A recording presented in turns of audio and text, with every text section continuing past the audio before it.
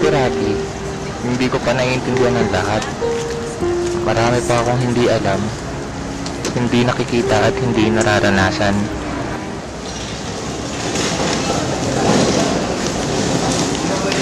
Anak, bumili ka mo ng sampagitan niya. Opo, Nay. Mahal, ano nangyari sa'yo yung problema mo? Ba't tulala ka na naman ha? Problema kasi namin sa Pierre, naalala ko lang.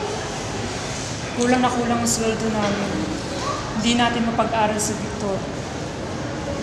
Magtatanggalan pa ng trabaho ng walang dahilan. Kulang na kulang pa ang sweldo namin. Baka sa susunod, halos lahat kami matanggal.